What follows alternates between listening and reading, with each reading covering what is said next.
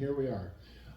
I thought I'd do kind of a different Dharma talk today. I've given a lot of them over the years, and I've never really talked about what led me here in the first place, and why I've stayed with it. There's a tendency in my life, if I look back on my now very long life, I have a kind of pattern that I really didn't realize until recently, and it's that I'll do something intensely for a while, period of years, and then I just drop it.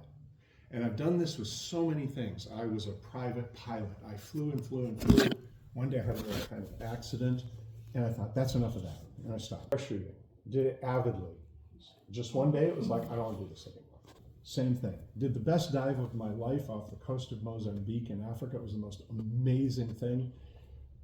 I stopped after the most amazing dive.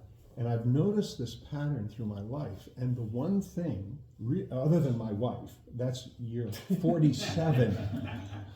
I don't know. It's kind of like a golden noose or something. But the only other thing I've really stuck with, honestly, is this. And so I sat down to look at, well, why did I stick with it? Why have I stuck with this, and how did I get here in the first place? So that's what I'm going to talk about. All right. And I'll talk longer than usual, so you have to answer less questions. Okay. So I grew up in upstate New York, right on the Canadian border, on a river. The other side was Canada. It was a little small town of 10,000 people, and at some point my parents decided this was just too cityfied for them, so they moved out into the countryside. Population almost nobody. Okay. So that's where I grew up, and just about, not everybody around me, but most people around me were Catholic, okay? I came from a French family. Some of them came from Canada originally, and the whole family was Catholic. That's what I grew up with. It's what I knew. It's all I knew, all right? So as a kid, I really bought into this big time. I was, I guess you could say, a fairly religious kid, all right? And I have memories of doing something that I don't remember anybody, any kid doing ever. I would go to novenas. Does anybody know what a novena is? Yeah. It's these special prayers, all right? You do Stations of the Cross, and it's all old ladies with gray hair. And it was old ladies with gray hair and me, all right? And I really thought this was quite normal, and I enjoyed it, and I got something out of it. Okay, but I started having kind of issues with the Catholic Church at a very young age. First of all, I went to kindergarten, and I remember this, somehow I remember this. I went to kindergarten, and there were these miserable French nuns who literally had black hoses, and they would hit people with the black hoses. And I came home after day one, and everybody in my family had gone to Catholic school, everybody, all right? And I said, if you make me go there, I'm going to flunk out for the rest of my life. And for some reason, my parents listened to me. The next day, they enrolled me in public school, which is where all my friends were, interestingly. So that was transgression number one. I left the Catholic school, all right? So at a point, I wanted to become an altar boy, all right? I told you I was into it, kind of like this stuff. They wouldn't let me. Why? You don't go to Catholic school. Yeah, but I'm Catholic. Yeah, but you don't go to Catholic school. That was incident number one. Then when I was 12, my mother committed suicide. All right, this was a big shock, to say the least. I didn't anticipate this at all. Maybe my father knew what was going on, but I didn't. And that completely upends your life. Anybody who, you read anything about this kind of thing, it lasts your whole life. I don't care what you do to get rid of it. It's there, it's real, it's a departure, okay? Well, what did the Catholic Church do? The Catholic Church called in my father and me, and we said, we were arranging the Mass, and I remember my father saying, can we have a high Mass? This is kind of a special Mass. And the priest came right out, and in front of me, a 12-year-old kid who was distraught, to say the least, and he said, we can only have a low Mass because the reality is your mother's going to hell because she committed suicide. And so we can't celebrate that. I was like, okay, strike two. Strike three. I decided at the age of 29 to get married to the person I've been with for 47 years. So you can figure, do the math, I'm old. And my wife is Jewish, all right? This didn't go down well, all right? So we were living in California at the time and went to, we got married in the Jewish religion, but for my parents' sake, we did this little dog and pony show at the church. That's what it was in my mind, so that they would be happy that we were married in both religions. Well, there was a priest named Father Easter who was one of the biggest idiots I've ever met in my life. And this man literally took us separately into rooms and, I mean, interrogated us. And it was all tainted with the fact that I was marrying a Jew, all right? And it really I was so annoyed by the whole thing, but we went through with it, all right? Got to the church on the day, and Father Easter, we had gone through all the nonsense we had to do. He calls my father up and he said, well, we can't validate his birth certificate. My father's going, what? We can't validate his birth certificate because the hospital where he was born was torn down X number of years ago. And my father's like, what's that got to do with anything? Well, I don't know that we can hold this ceremony today. All right, so it was like, you know what I want to say to the priest, but anyway, I didn't. So it went on like this, and it got worse and worse and worse. I went off to college. This was in 1969, and I started, I got involved in things. I got exposed to things. I started studying yoga, and which I did most of my life. And my stepmother said, why don't you try going back to church? All right, she was Italian, ultimately religious. Try going back to church. I hear it's really kind of neat on college campuses. They play folk songs and it's really different and it's in English, it's not Latin. I thought, well, okay, I'll give it a shot. So I went a few times and it was kind of cool. The priest was really neat. His name was Father Fred. He was a very young guy. And all was going okay. I wasn't buying into it so much, but I was kind of back a little bit. Until one night, Father Fred, who lived directly across the street from my dormitory, all right, he was the Catholic priest from the university, he used to invite students over all the time. So one night he invited me over. Oh, do you want to come over and have dinner and watch a movie? Oh, that'd be great, said I. So I went over, we had a really nice dinner, and he put on the movie. And the next thing I know, he comes and sits next to me on the couch. There was a whole room of furniture. And I'm like, all right. And then the hand came. And I was like, no. And it freaked me out. You're a priest. You're a Catholic priest, right? So this was the final illusion. Bubble burst. And I told him, I said, I really have to go. All right, and I left and I went back to my dorm. I was really kind of freaked out. And I had a roommate, Bill, who was Catholic, who was very religious. And I said, oh my God, you're not going to believe what just happened to me. He goes, that happened to me about 2 weeks ago. And I said, you didn't tell me? So anyway, this became a kind of crisis. So I went and talked to Father Fred the next day. And long story short, Father Fred ended up leaving the priesthood, getting married, had 2 kids, happy as a plum. All right, so it all worked out well in the end, but it was an experience. 1979, my wife and I moved to Japan, the land of Zen, right? Zen and is big there. Buddhism is the religion of death, so it's always around you. And I really wasn't involved in this at all in Japan. I loved it. I went to every temple. I did all kinds of things, but I wasn't involved. I didn't do any practice at all. It just wasn't part of my life. One day I came home from work and at the train station in Tokyo, or in Kobe, there were these 2 Hare Krishnas, a guy and a girl. And they're there and they look so weird. In Japan, which is, very normal, schnormal, everybody's in business suits. There they are in their orange robes and these wild hats and, beads, and they were singing at the train station and playing drums and everybody's looking at them. And I thought, I don't know what attracted me to them. And I went up and I said, oh, hi, can you tell me what you do? And they explained, they said, well, why don't you come with us? This is the old days of innocence. Why don't you come with us? We have an apartment and we'll teach you our traditions and our meditation. And I went with them. I wouldn't do that today.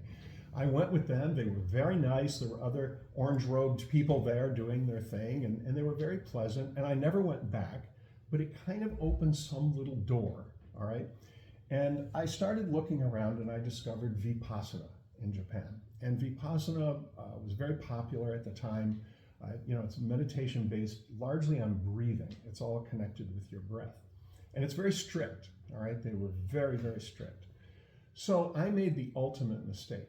And instead of practicing and practicing for years and years and working my way up, I went almost immediately on a 10-day retreat, which almost killed me. All right, I went nuts. I was out of my mind, and I was out of my mind in pain.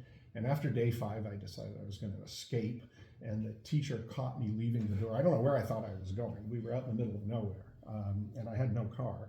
So anyway, I got into Vipassana, which started this whole kind of meditation thing. Then we moved to Nepal, all right? That was my next posting, and there was Tibetan Buddhism in all of its glory. It was just infused in everything.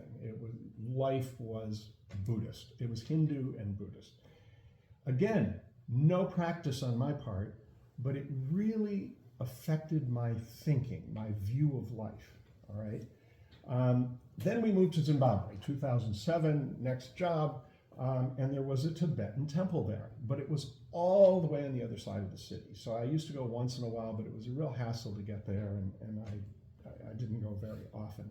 But I did discover something else called the art of living. Does anybody know the art of living? Sri Ravi Shankar. Yeah, it's another breath-based kind of meditation, and I did that for a while, and I really enjoyed it. So 28 years we were overseas, and the big thing that changed for me during that time was we were living in third world countries, except for Japan, third world countries, lots of poverty, lots of people, starving, people not having jobs. You just see the worst of things, kind of like Buddha did when he left his palace. And what it led to in me was this almost total lack of belief in a God.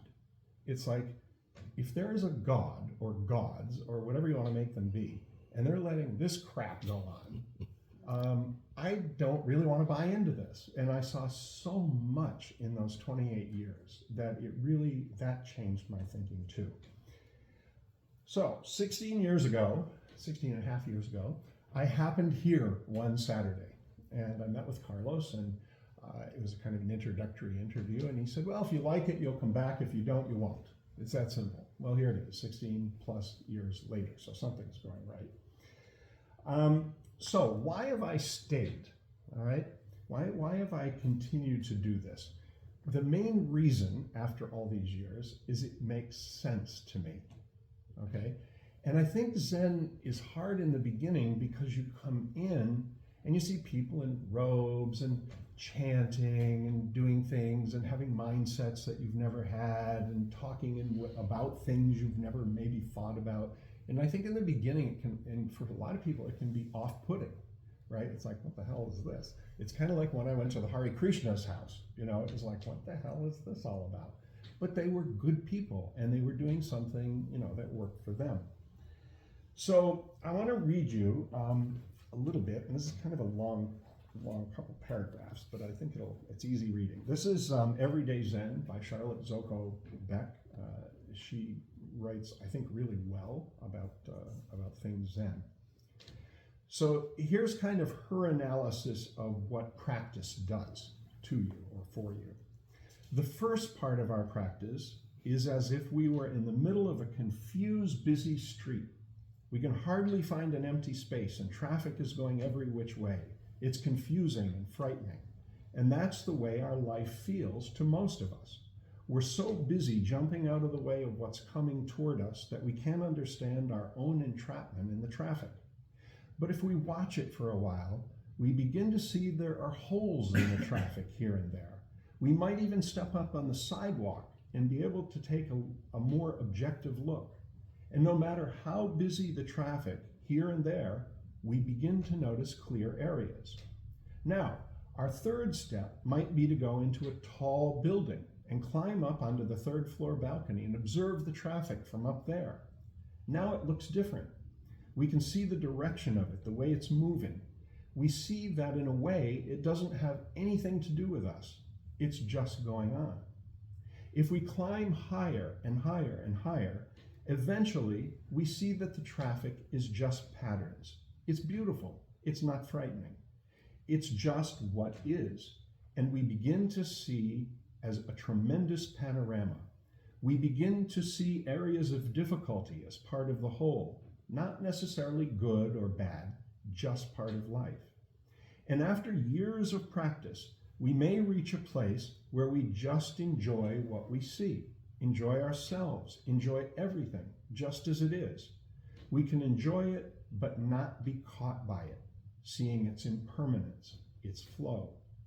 Then we go further to the stage of being the witness of our life. It's all going on. It's all enjoyable. We're not caught by any of it. And in the final stage of our practice, we're back in the street, back in the marketplace, right in the middle of the hubbub. But seeing the confusion for what it is, we're free of it. We can love it, enjoy it, serve it, and our life is seen as what it always has been, free and liberated.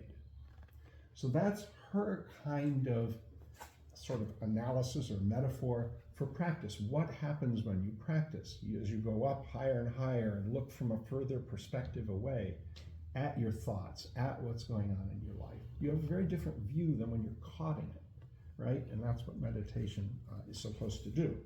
So for me, point number one, I've got 10 points why I have continued. This to me is practical, all right? This is not about belief. There's nothing really about belief in Zen. Nobody asks you to believe anything, right? It's sit down, try it. If it works, great. If it doesn't, well, go do something else. Go scuba diving, try jumping out of an airplane. Maybe that'll work for you. So there's no God per se in Buddhism. There's also, and I didn't think of this really until I was putting this together. You look at most religions, there's a fundamentalist aspect to them. There's a fundamental Islam, fundamental Christianity, fundamental, pick a religion, Orthodox Judaism. It doesn't exist in Buddhism. It is what it is. This is all we do. So your teacher is you. All right? It's all on us as individuals. And I think it's a real opportunity in this society, when we move back to the States after 28 years overseas, what struck me is what a lack of introspection there is in this country, right? We're outward focused. We're youth focused, all right? So sitting here and asking ourselves in quiet, in silence, and I think that silence is precious, frankly. I love it. What is this? And what am I? All right? The big questions we ask ourselves. Accepting that we don't know the answer to that question. That's part of this. So this is about, to me, Zen is about self-reliance. All right? Everything's made in the mind, period. All right? We make up everything that we think. All right? And yet we're always changing. There's the suffering. There's the dissatisfaction, all right? Actually, the original word, I think, in Sanskrit really doesn't translate as suffering. It translates as dissatisfaction, all right? And in Zen, they say, embrace the misery. Embrace this. Find the freedom in the misery. Don't look upon it as misery. So, as Charlotte Joko Beck says, stay with your mess, all right? That's the point. Just stay with your mess. I think the other thing connected with this being practical is this is a positive mindset. There's nothing, I haven't discovered anything negative, honestly, in Zen over all these years. I just can't find it. The idea that, as Buddha said, you've already done it. You're already here. You're already Buddha. All right? You've already arrived. Okay? We're all Buddha. And Charlotte Joko Beck takes it a step further and talks about enlightenment and says, enlightenment is just sitting. That's it. Don't expect anything else. That's it. Okay? Number two, I've continued because of the impact I've seen this has had on my life. I did not come to Zen because I was a drug addict or I was all fucked up. That isn't why I came here. A lot of people do. I wasn't particularly anxious. I wasn't particularly stressed out. I didn't come for those reasons. I think I came to find something to replace this God idea, all right? But what I've gotten out of this, I've noticed, is I can really pay attention now.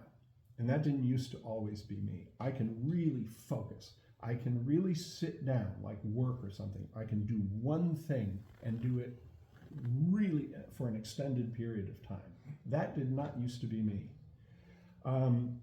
I've realized that worrying is really kind of nonsense, all right? It doesn't get you anywhere. I've learned that equanimity or tranquility or peace is actually a good thing to have, all right? I've realized that the greatest addiction of all, because we're all addicted. We're addicted to food. We're addicted to water. We've got to have these things. But I think our greatest addiction is really to ourself, all right? Who I am and what I think of myself and what I do and how I carry myself and how I interact with others. So every time we sit down on this cushion, in a sense, we're testing ourselves. And if you've done retreats, if you haven't, there's one next weekend. If you've done retreats, you know this is not easy after a point. It's cute for an hour or 2 or 3. But you start doing a day, 2 days, 3 days, a week, a month, 3 months. This becomes a mental struggle as well. How do you sit here? How do you not have your back hurt? What about your foot going to sleep? You have to deal with all of that. And I think out of this, one thing I've noticed, because retreats for me used to be just sheer torture, quite frankly. They were torture. My back bothered me, my legs bothered me, I got headaches, it wasn't a thing for me. But there's been a kind of self-confidence in a way, knowing you can handle it. It's like, I'm going to handle this, I can do this, and you do. And at the end you go, oh, that was great, when are we going to do this again? All right, and then the next time you're facing it, it's like, oh my God, we're going to do this again. Or do it again, and it happens again. Okay, the third reason I've stayed is this idea of emptiness. And I think this is really misunderstood in Zen. I thought in the beginning that emptiness was had a very negative connotation, and it doesn't. Emptiness in Zen means everything is related to everything else. Without you, I'm kind of nothing, all right? I'm sitting here talking to an empty room. We need each other. It's all about relationship. We're in it together, all right? And I think that's a big aspect of Zen. The fourth idea is this idea of impermanence. Anybody who says getting older is easy, I think is lying to you, or maybe they've had an exceptional experience. I'm pushing 73 soon. And that's a challenge. It's also an opportunity. Not everybody lives to 73, so I guess I'm lucky. But when you get to this age, you realize things you never realized before. Like you have pains you never had before. You have aches you never had before. You have diseases you never had before. You have people around you who are dropping like flies, right? My friends are all starting to die or get very ill or have some horrible thing happen to them. And it's kind of in psychology, after about the age of 40, people start to question, they start to look for meaning in their lives. What is the point of this life? Why am I here? What am I doing? Is there somebody or something up there? All right, we start to focus more on these questions. So that's another reason, this idea of impermanence. Life, if you look at it, is basically very simple. You're born, you live, you die. Boom. We all follow exactly the same path, okay? Doing meditation, this moment by moment focus, you realize just if you look at life that way, moment by moment, this is going to come and it's going to go. It's going to pass. It's going to be okay. It's always been okay. All right. One day it won't be okay. One day I'll drop dead, but it's going to go on. So Joko Beck again says, we open ourselves to the wonder of what life is by meticulous attention to the anatomy of each present moment. That's what we're doing. We're sitting down, quiet, looking at our thoughts, looking at our mind, looking at where we go, where we spend our time and our energy, our psychic energy. And you go away realizing this is like walking on thin ice, this life, right? Anything can happen any moment. And we see this every day on the news. You know, it doesn't matter. You can look in your own life. There's a groundlessness to this whole thing. But that idea of impermanence is one of the things that's kind of kept me going, because it fascinates me. Why are we here if we're only going to end? Are we going to end? It's an interesting kind of conundrum. Number 5. One of the 3 jewels of Buddhism is the Sangha, the group, the community, us. That's another reason I've stayed with this. If I were left on my own to do this at home, it would probably never happen. It would happen for a while, then it would happen when I needed it, and it wouldn't happen. When you have a group for support, and that you can support, a community, that's one of the big selling points of Zen. And we feel it every time we do a retreat. You get very close to people that you maybe don't even know, and you don't even talk to. There's no talking. So, but you go away knowing these people. How is that? I think it's interesting. Number 6, Zen is about action. When I was first doing Zen, my wife is not into any of this. She thinks she supports me and thinks I'm a little crazy, probably. Zen is about action. When I first started practicing, I'd go off into my space and I would do my thing for a half hour, 45 minutes or whatever. And my wife interpreted all of this as very selfish. This is the most selfish practice because you're all by yourself, you're not dealing with anybody, and it's like, no, it's not selfish when you go take a nap in the afternoon. That's not selfish. You're doing something that helps you. I'm doing something that helps me. Well, she's finally accepted this all these hundreds of years later. But Zen really is about action. It's about doing whatever you're doing 100%. All right? Just do it. Put one foot in front of the other and keep going, moment by moment. Just keep going and you'll be fine. Okay? Sun San, our founder, try for 10,000 years. All right? He had a very long-term perspective on this whole thing. Keep plugging away. This is what it's about. This is the human condition. We have things to guide us in this action, like the Four Noble Truths, the Eightfold Path. I'm not going to go into those. We've talked about those before, but the Eightfold Path lays it out. It lays out the kind of rules for action. There's the idea of the middle path, all right? Do things in moderation.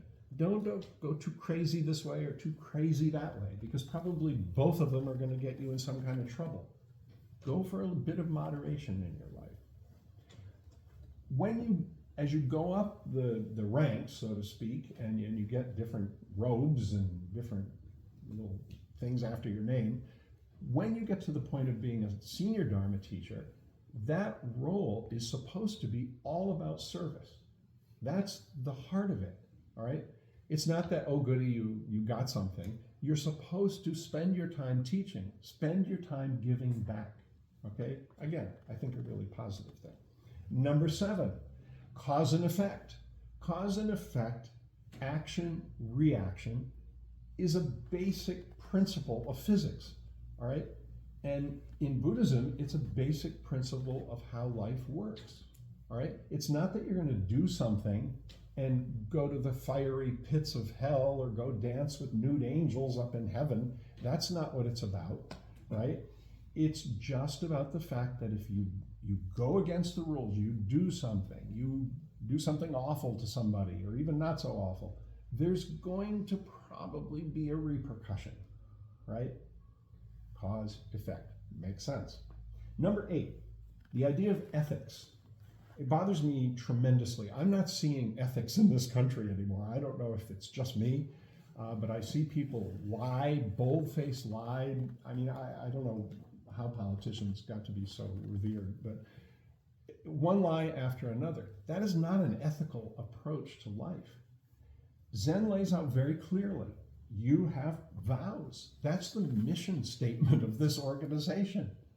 The 4 vows that we recite all the time. That's our mission statement. That's what we're supposed to be doing, right? Saving all beings, the 4 things. Then we take precepts. Then as you keep going up, you become a teacher in training. You become a teacher, a senior Dharma teacher, a Judo Pasani, a Zen master. every one of those has more and more precepts laid on. So by the time you get to be a monk, you've got hundreds of these things. You can't even eat garlic and onions anymore, all right? So, but there's an ethical base to this, which I think is what separates it from what's going around in the States now, which is this idea of mindfulness. That's great. It's about time people became mindful. But the beauty of Zen is that mindfulness is connected with some kind of ethical base, all right? So a good person should result from this. Number 9, and this one has had, I think, the biggest effect on my life of anything. And it's the line in the Heart Sutra: no attainment, nothing to attain. We're already here. I may have mentioned this before. I think I did in one Dharma talk, but when I first came to Zen, I went out and I got the little book. The kongans kind of freaked me out in the beginning. I didn't enjoy the one-on-one relationship with the teacher. I found it intimidating. I had some really negative experiences. I had one of the Judo Popsanims one night at a retreat literally take the stick and just ram it into my stomach. I haven't talked to that person since. It was like, to me, that's ridiculous, all right? But this idea of the kongans, I thought, well, okay, but I can do this, all right? I'm going to do this, as uncomfortable as I am. So I got the little book, and there were 12, and then they added a 13th one, and I thought, well, if I do 2 a month, I'll be done in 7 months. I'll be all done with this. It's 16 years later. I'm not even halfway through those. I'll probably never get beyond halfway through those at this point. But that was a real shock. It was like, oh my God, for the first time in my life, something that I said I was going to do or accomplish, I couldn't. I didn't. And it was a huge lesson in a way, because in my real life, when I was working, I was on this climbing, we all do this little game, right? Climbing, and boom, no attainment, nothing to attain. What a nice idea that is. I don't have to climb anymore. I can just relax into this and let it go where it goes. And it works. So, number 10, compassion, which I think is the whole point of Buddhism and of Zen. Help this world. That's our basic charge, right? Just do something to help this world. The Dalai Lama said, well, if you can't do something good to help this world, well, don't do harm, at least, all right? So I think that's a positive thing. So in conclusion, another quote from Charlotte Joko Beck: what we want to do is to find some way of working with the basic insanity that exists because of our blindness. And if you watch the evening news for even a half an hour, if you can endure it anymore, it's all about hatred, it's all about poverty, it's all about war, it's all about division, it's all about addiction, it's all about greed. I go away from a half hour of the news and it's like, I need to go for a walk, all right? It is so surreal what is going on so many levels. So this is a practice, hopefully, that can help us put all of this in some kind of perspective, which is where I started this talk. So Buddhist dying words were supposedly, I don't know how they know this, because everything to do with Buddha, like everything to do with Jesus, is sort of second and third hand. But Buddha's dying words were supposedly, be a lamp unto yourself. All right? Again, it's this self-reliance. Take care of yourself. Enlighten yourself. Wake up yourself. Okay? And I think that's all these 10 reasons are why I have stayed with Zen. So, that's the talk. Thank you. Thank you, Paul. What a wonderful speaker.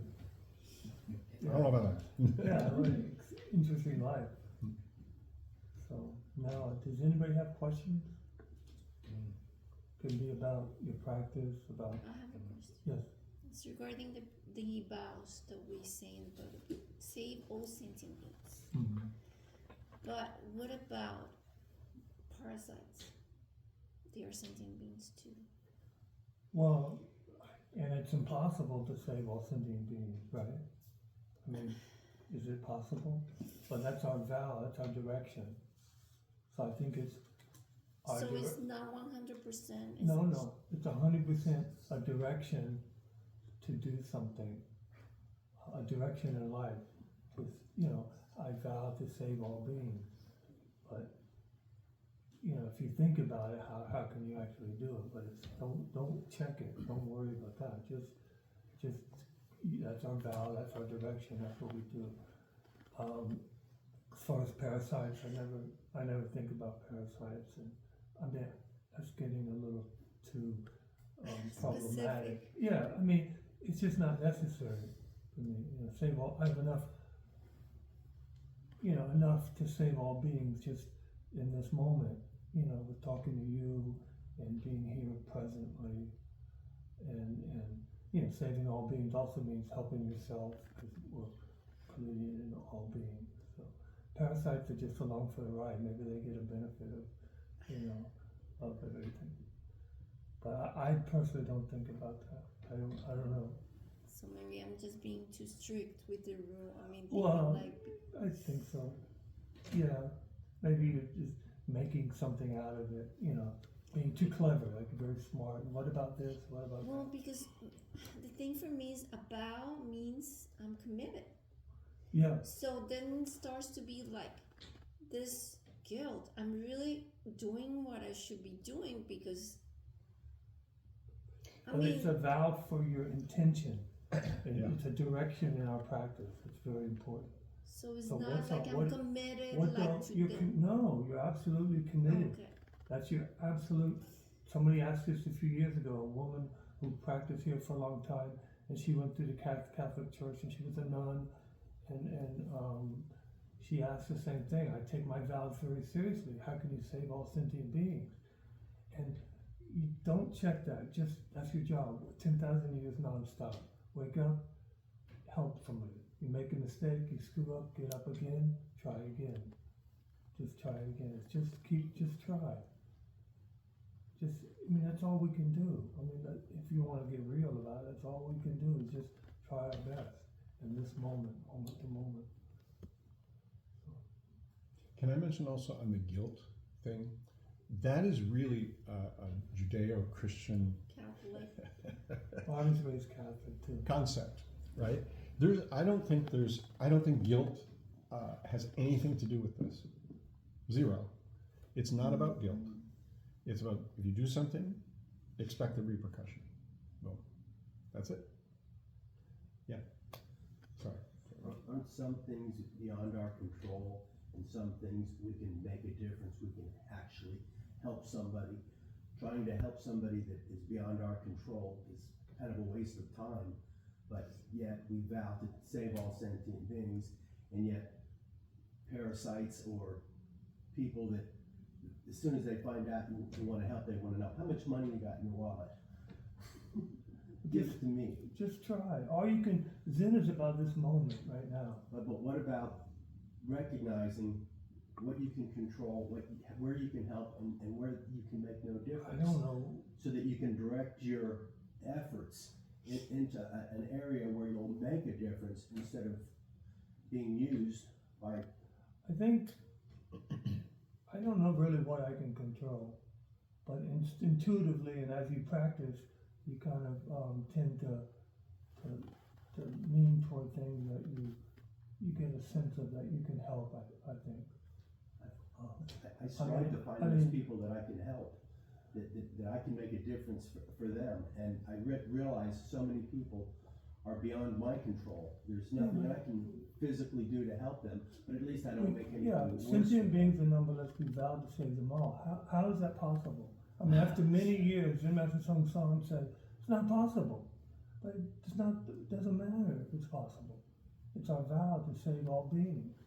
Our effort, our direction in life, Right. to wake up And sometimes and it's help the this world. realization that more suffering is necessary. When people are suffering, you want to help them, but sometimes that suffering is their teacher. Of course, suffering is a great teacher. Letting them continue to suffer is the best teacher for them. If I help them and help them ease their suffering, it could make things worse for them. I don't know, maybe. I mean, if you give an alcoholic alcohol, I guess that could be a big problem. But there's always a way, expedient means or intuitively, to try to help, I think. Yeah, try And it. if you're sensitive and you practice for a while, and you've got a sense of caring and kindness, there's a way we can, help people, I think. We can try to do anything. We can try to hit the moon with a stick. I already did that. But it's as easy as falling off a log. Yeah, I don't understand what you mean by that. Well, it's the Zen story about the enlightened family, where the person comes to the temple and he's heard about this enlightened family, and he says, "Can I meet them?" And the monk says, "Certainly, there's the father over there." And he asks the father, what is it? How do you get enlightenment? What is it like? And he says, "Oh, it's very, very hard. It's like trying to hit the moon with a stick." And the key word is trying, not hitting the moon with the stick. And then he doesn't understand, so he goes in and talks to the wife. And she says, "Oh, it's as easy as falling off a log. But when you fall off a log, it's by accident. You don't try to fall off a log." So then again, he couldn't wrap his mind around it. So he goes and he asks the child, and he asks her, how do you get enlightenment? What's it like? And she says, "The tips of the blades of the grass in this field here every one of them has the wisdom of the sages." That's a wonderful story. Yeah. I mean, I don't know when it boils down to, helping people. I still go back to what I said. I just try my best to help people. I mean, I don't know about enlightenment or stuff. My thoughts have been corrupted recently. I watched an article on Stoicism, and it was like, I'm in such conflict after seeing that there are people that are out there, and I can't help them, and they need more suffering perhaps, and just let them be. But you're right. We do vow, and we can try. I mean, what do you do? I mean, what do you do? You're attached to outcome. Just do your best. Thank you, Al. I try to keep it real simple. I mean, what are you doing right now, and how can I help? Zen is moment to moment. That's a nice story and everything. But when you're confronted with somebody and you're trying to help them, just try to help them. If you can't, just try. Do your best. Maybe something will happen. Some kernel of connection will be there. Maybe they don't pick it up right away, but years later, maybe they'll think, "Oh, that person was being very kind to me." Maybe they'll, when their karma ripens, something will come around. And as far as the people that you can't, there's some people in the world that go to bed every day hungry, or they're dying and born in the streets and live in the streets and die in the streets. How do you help them? But it's our open heart vow to help all beings, to try our best. That's all I can say. Just try Thank you. 10,000 Thank you so much. Yeah. So I just wanted to know what your experience was when you got your 5 precepts. Me personally? Yeah. Or do you want to ask him? Or either of you. Go ahead. Oh, well, for me, it was, I had practiced for a long time in the 80s, for a couple years, a long time ago. And I gave up. I practiced very intensely. I sat retreats with Zen Master Song San, and I just very much into it. I gave it up completely. I always knew I had some idea that I was going to come back, but that doesn't necessarily always work. I could have gotten run over or something, but I was fortunate enough to find this place and come back I guess it's been about 12 or 13 years ago. And I just for me, I just remember when I took my precepts, it was like I have a second chance. It was so meaningful to me, and this brought me together with the Sangha. I was just very grateful to have this opportunity to take them, and and try to follow them. I mean, they're not like there's no punishment if you don't do them. They're kind of like signposts that give yourself some direction in life. But to me, it was just very meaningful. It was overdue. I took many years off, so I was just like, I was almost in tears. It was like, oh, thank you. I got a second chance. Yeah. Thank you. Any other questions?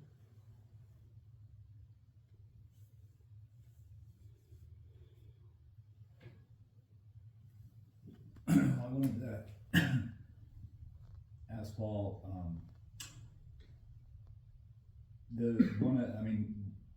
one of the things, I had the same experience that this makes total sense to me, and that's why I'm here.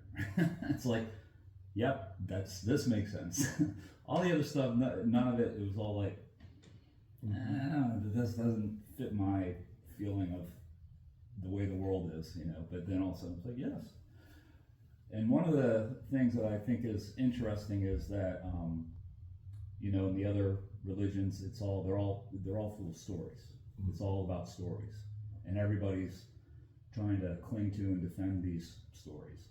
And Buddhism is really about cutting through all the stories, right? So it's like you're constantly cutting through the stories. I heard, one guy was talking about meditation, and he said, why do you meditate? And it's because I constantly am making up stories, and I'm trying to cut through these stories, trying to learn that they're stories, right? But I mean, it's we practice kind of a stripped down kind of monastic form of Buddhism, like here. And I was just sort of wondering what your experience is like with popular Buddhism in these other countries where you lived, and aren't they more full of all kinds of stories and all this other kind of stuff? Because I guess some of these other religions, you could also strip them down, and if you get down to their essence, a lot of the stories, go away. Yeah, I think Zen is the most stripped down. Tibetan Buddhism is very much that way. Stories and flowery stuff, and you got all these kind of almost religious. Can I put it this?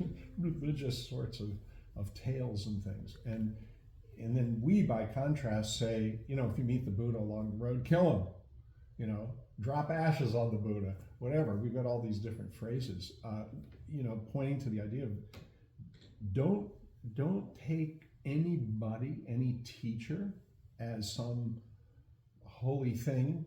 Don't get too attached to somebody. Don't hitch your wagon and just stay there. Make sure you're in the right place. Make sure you're working with the right person. I think there's much more of a religious sense where, like, you'll see people in Tibetan temples, they'll go in and it is as though they're praying to the Buddha, and they're asking the Buddha for help. Get through this. In Japan, they stand there, they go like this, and of course you have to throw money in the thing. That helps you throw money in, and that makes the wish come true. There's much more of that. We don't have that at all. Zero. Because in our way of thinking, nobody's home, or if they're home, I don't know where they are. Who is this? Who's running this show? Is anybody running the show? Somebody must be, you'd think. But at the end of the day, you can't find that. So it's okay, I got to take care of this. I'm part of the show. I'm one of the little pieces of this. So I got to take care of this piece here. And hopefully that helps everybody else. But yeah. Zen is pretty bare bones. I mean, I don't know much about religious Buddhism, but I guess it's pretty integrated, many gods and levels and so forth. And people, I know in Korea, they will pray or ask the Buddha to get their son to college and stuff like that. But Zen is it's just a technique, just a practice of looking inward at yourself and just looking at your own fears and joys and your own insecurities and whatever may come up, and just kind of observing them and not holding on to them. I mean, I have a big problem because I like to make stories out of them. I make a story and I'll hold on and create the suffering, but Zen kind of helps me cut through that. You know, I'll be focused on your breathing, focus on your practice. So it gives us a technique to put all that, you know, I, my, me, mind down. And any other questions? When did this kind of Zen branch started? Well, theoretically, Bodhidharma came from India to China. I guess it was about 2,000 years ago, and the idea was that the Chinese were very involved with theoretical Zen, or lots of fancy stories and words and rituals, and he came and just practiced don't know. You know, that's the theory, that it got stripped down to bare bones about 2,000 years ago.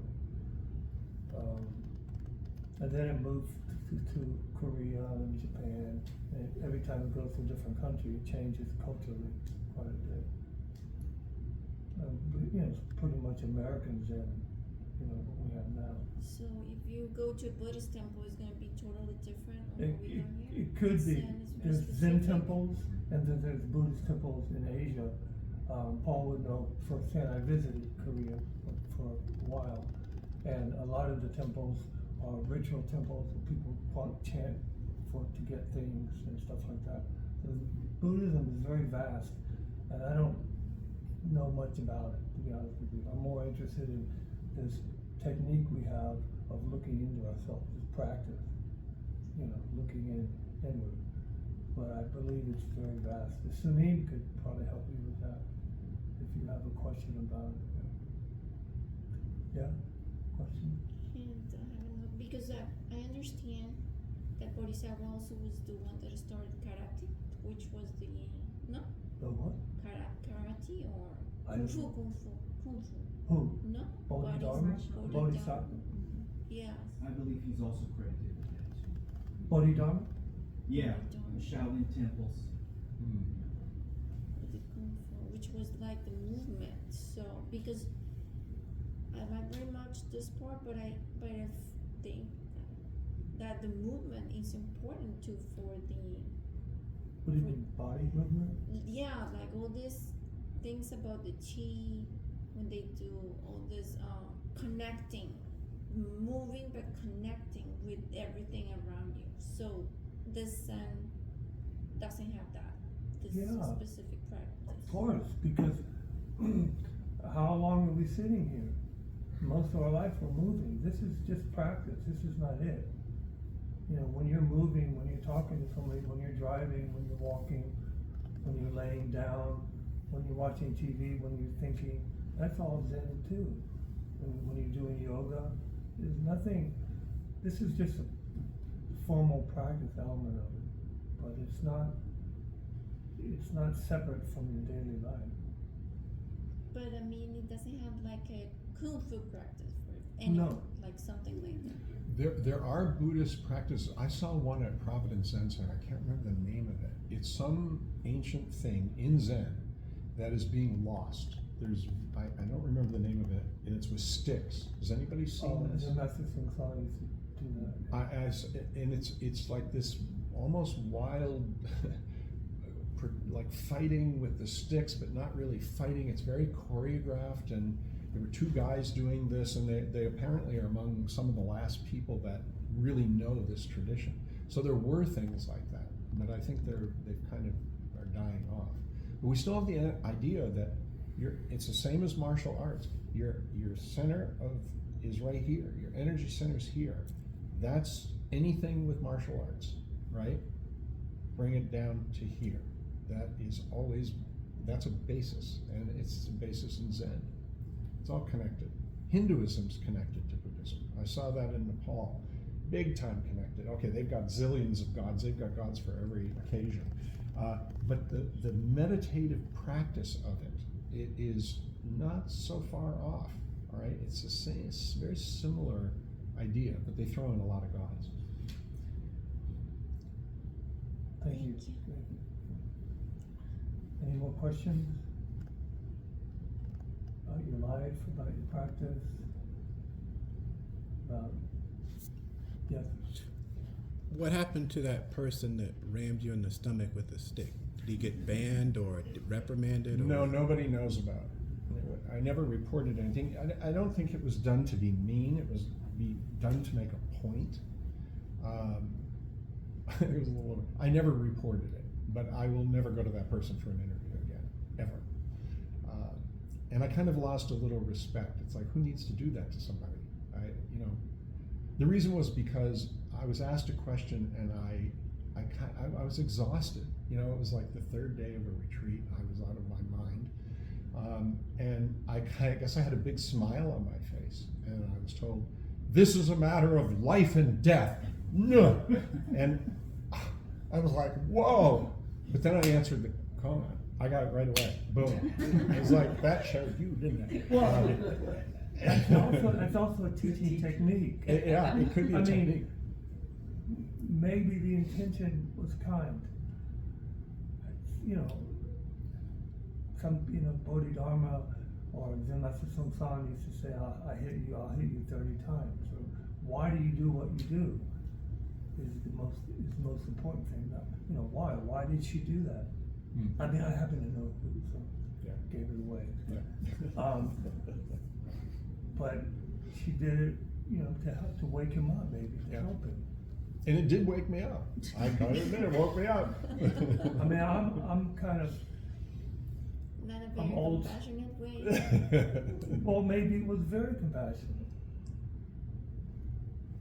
I mean, I'm kind of old school like that.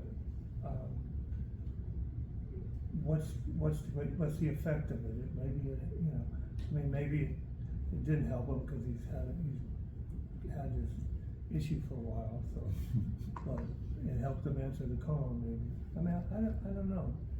I'm just there's sometimes teachers have to answer in a kind of a stern, strict manner, and usually you can see, you can intuit when they're being sincere or not. Maybe she didn't even know why she did it, or that person. I think she knew exactly what she was doing. I don't think this person miscalculates much. Well, he would know. He was there, so I Yeah, shouldn't really or say. zero. I think she knew exactly what she was doing. And then perhaps it worked, but it left me with a bad taste in my mouth. But that's okay. Okay, let's have another question, maybe. One more question. Oh, no, I didn't. Sorry. Yeah. Oh, no question. Sorry. Announcements? Thank you all very much for coming. And we're very fortunate to have this practice where we can sit and look at our lives. So please come back. Next week we have a retreat. So we're going to talk about the retreat. Yeah, so we're doing a one-day retreat